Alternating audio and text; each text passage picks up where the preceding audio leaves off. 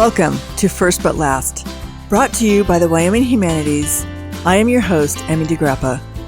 Wyoming is called the Equality State because we were the first to give women the right to vote. 150 years later, we wonder what Wyoming women think about the progress toward equality now. Let's find out, and thank you for listening.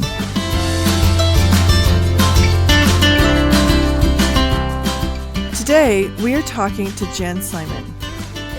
She founded the Wyoming Women's Community Action Network. Her work is focused on improving women's economic security, access to health care, and representation in the equality state of Wyoming. Welcome, Jen. Thank you so much for having me, Emmy. So the first question I want to ask is, what is and what does the Wyoming Women's Community Action Network do? What's their mission? What's their purpose? So our mission and purpose is just as you've described, to increase access to healthcare, representation, and just the visibility and economic security of women in the equality state. I know that you've had lots of great conversations through this podcast with women who are talking about what the equality state is good at and what we could be doing better. And the Wyoming Women's Action Network really just exists to try and make sure that we continue to move the needle, continue to move forward, and get people in the equality state to understand the real benefits that women bring and some of the struggles that we have. And so how do you actually do that? Besides, is it legislation? Is it programming? What do you do? That's a great question. So it started in part because there were a number of great bills that benefit women, professional women, women who are at home, pregnant women that were facing the last legislative session, but there wasn't necessarily anybody who is advocating actively for those bills. There are organizations in the state that do incredible work on behalf of women, but not a lot that really have the latitude to be down in the legislature. So I founded this organization, started to work with some really amazing women around the state to try and move the needle, to make sure that the 5 wage gap bills that were in the legislature had some attention, made their way forward, that Representative Yin's Pregnant Worker Fairness Act actually had some attention and got some traction, so that we can understand what things can be done to benefit women in the equality state. And in addition to that, I've spent the summer kind of traveling around Wyoming and talking to various groups about issues, primarily the gender wage gap right now, but we have a number of issues that we're going to be focused on, and then are developing a partnership with the Equality State Policy Center, again, to really look at legislation and policy and how do we lift up the benefit that women provide in our state.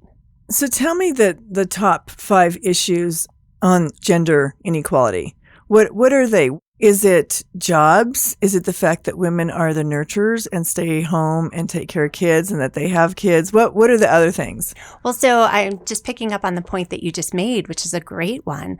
I would tell you that all other work comes out of domestic work, right? So when women are at home taking care of families, whether that's looking after kids, homeschooling, running errands, cooking, cleaning, any of those things, that's all work, and that's all unpaid care work. And I was actually reading some information yesterday that talked about the fact that there's some estimates that indicate that the GDP would grow by more than 20% because that care work is worth over $3 trillion every year, right? But we don't put a value on it, and so it's really easy to overlook. And I think when we start to dig into those issues, we can see all of the incredible contributions that women in Wyoming have made and continue to make, and that they have an actual value that sometimes gets overlooked. And I want to know, how did this become your passion? Why is this something that you want to do as part of your life journey? Well, I appreciate that question. Thank you. I think there are a couple of components. One is I always hearken back to my grandmother. I had a grandmother who was very clear that you should call her grandmother and never grandma. She was a little bit rigid, but she had this incredible sense of fairness and justice. And I think that because she couldn't really cook, like she imparted fairness and justice to me as opposed to her best cookie baking recipe or any of the things that some of my girlfriends' grandmas imparted to them. You know, she in her 70s traveled all over the world. In her 70s and 80s, went down to Washington and marched on behalf of women's rights. I mean, she really was an interesting character. And I think her sense of fairness was absolutely imparted to me. So I think that there's that piece where I feel like we need to correct injustice where it exists. And then I really feel that women's contributions to our broader culture are so powerful and so important and really frequently overlooked or underestimated, and in some cases really just devalued, that the things that men do are considered to be normative. And that, if you have, I was reading something else today that talked about heart attack symptoms, and that women's symptoms are considered atypical, but they're only atypical compared to men's. Right? You and I would most likely have the same heart attack symptoms, but we probably wouldn't have the same symptoms as our husbands. So why is it that we're considered atypical and they're considered to be typical? And so starting to dig into some of those things and the fairness issues around them, I think kind of pulled both of those pieces of my life together. And what was your journey to live in Wyoming? Because you said that you traveled a lot, moved a lot, and that this is the longest you've lived anywhere in your life. Yep. The more than 2 decades I've been in the state, definitely the longest I've ever been anywhere. My family my dad started out with really good intentions, and so did my mom, and they ran into some hard luck over the course of time. And I think that prompted a few moves, and it sort of set me up to, again, I think it feeds into the sense of fairness and justice and what that looks like. But I left and went to college in Colorado. And when I left, my dad said, well, I doubt we'll ever see you again. Not in a bad way, but just in a the mountains are calling and I must go, John Muir kind of way. And he was right. I didn't really make it back to where they were, and my siblings are pretty scattered, but I made my way up here, and like a lot of people, expected only to be here for a summer. I was going to take a job with actually Teach for America, and instead I got an opportunity to do national service work here in Teton County, and I loved the community and the opportunity to do that kind of community service work. I knew I was never going to go into the military, so doing domestic service was really important to me, and it meant that I got to stay in a beautiful place. Well, that's interesting too, because then I was also reading in your bio that you have your master's degree in Divinity from Vanderbilt. Mm-hmm. And why was that an important thing for you to do? My kind of knee-jerk answer to that is that I was ready for a little bit of a break, because I had lived in Wyoming for well over a decade at the time, and was really interested in going somewhere and having sort of a sustained conversation around issues of justice. And I picked Vanderbilt for that reason. The Divinity School there is really outwardly focused. Everybody's conversations are about how will what I am learning affect my church congregation or the nonprofit I'm working for or my community or my state. And it really helped to refine and hone and deepen my sense of what kind of work I need to do in the world, which then enabled me to come back here and work for the hospital, which was really exciting, because I think that churches often talk about themselves as the most radically hospitable spaces. But the truth, in my opinion, is that hospitals really provide that, right? Hospitals meet you where you are, no matter how broken you come through the door. They receive you, and they're committed to trying to fix you. And so it was a really exciting opportunity. And that allowed me to, again, deepen my roots in the community and work on things like the Women's Healthcare Fund, so that we could provide access to healthcare to women in this community. Well, and I agree with you 100% that I would say hospitals are the places that are the most accepting of people in every kind of condition. Mm-hmm. That they come there, and yes, the church is a great place too, and it's a different kind of a place. But I think a hospital surrounds you physically, mm-hmm. emotionally, and spiritually. Absolutely. And I in no way mean to be disparaging of churches. I just think that hospitals really occupy this unique space in our communities.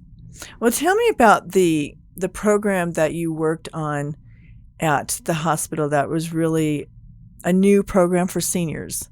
Oh, so one of the pieces that we worked on, well, there are a couple pieces. One was the Art and Healing program expanded to have a music therapist at the Living Center, which really was an incredibly powerful tool, especially for some of our residents over there who had cognitive decline or dementia. Music is one of the last things to go from your brain as it changes, which is extraordinary. And so people who maybe are no longer verbal can actually still sing or will actually respond to music. So it was exciting to put that kind of thing into place.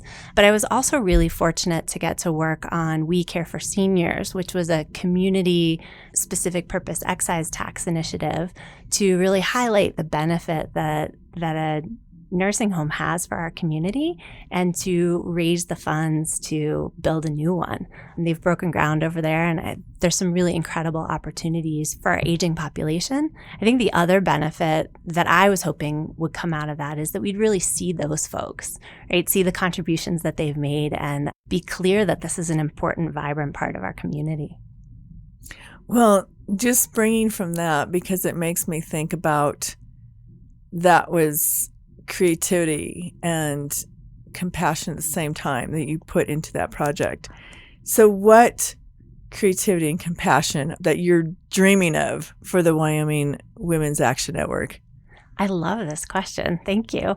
I'm going to have to turn that over a little bit when I go home. I'll probably have another answer for you tomorrow. But I think, one of the things that I'd love to kind of explore more, that I think the Wyoming Humanities Council is giving the opportunity for through your cross-pollination grants, is what are the intersections between women in Wyoming and religion, for example, right? Bringing my divinity background into it, and also politics, right? We're headed into a 2020 election year. Wyoming's representation among women in the state legislature is pretty low.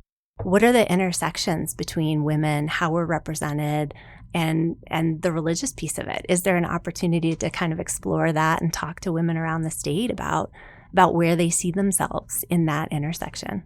I don't know. That's not a fully fomented idea yet, but. No, but that's okay, because I think that with your compassion about people, and that's obviously a thread that has woven through your life. Thank you.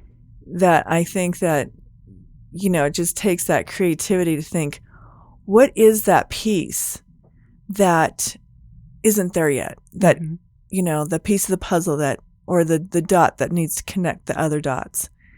And maybe that's going to be, because you just founded this when? When did you found it? January. Right, so it's pretty new. Yeah, and we were not quite ready for prime time, but the truth of the matter was, it was like, okay, well, they're talking about these issues, so we need to be ready to go as soon as they are. The website went up and we went live and started to pump out fact sheets and talk to legislators and talk to advocates around the state and build a coalition. And some exciting things are coming from it, too. I think that there's more awareness. Yesterday's Casper Star Tribune had a cover story above the fold, as journalists like to say, talking about women lagging behind, or the Wyoming lags behind in terms of women in the state house. And, we want to figure out how to help make that different. Right. What are we going to do about it? Yeah, exactly. Well, it's been great talking to you. Thank you so much. Thank you.